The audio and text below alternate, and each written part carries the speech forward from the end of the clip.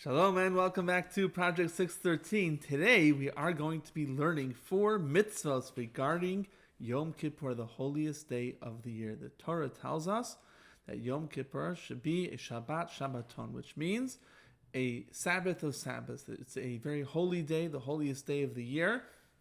And on this holy day of Yom Kippur, we are commanded to rest just like on Shabbos by abstaining from any creative work, any of the 39 categories of work that we are forbidden to do on Shabbos.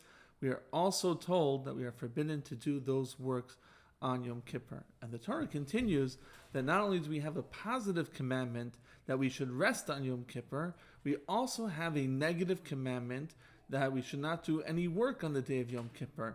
And this is similar to Shabbos, where we have a positive and a negative command, a positive command to rest, a prohibition not to do any work, to show the severity and the importance of keeping the Shabbos. And the same applies to Yom Kippur, that if one were to violate these mitzvahs, it would not only be a violation of a negative command, but it would also be a violation of a positive command.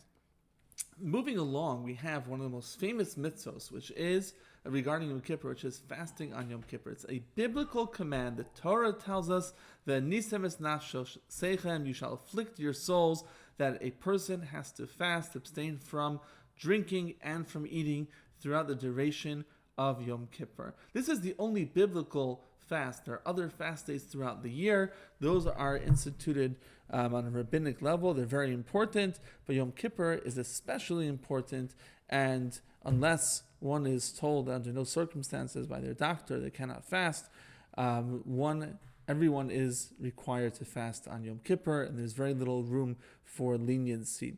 Now, the sages explained to us that this verse is referring not only to fasting, but as a matter of fact, there are 4 other additional prohibitions, things that we have to be careful from on Shabbos, on Yom Kippur.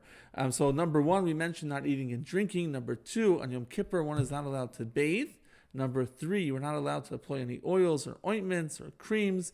Number 4, we cannot wear leather shoes. And number 5, we cannot engage in marital relations on Yom Kippur. And these are all included in the mitzvah of afflicting ourselves by abstaining from these. And the 4th mitzvah for today is another mitzvah related to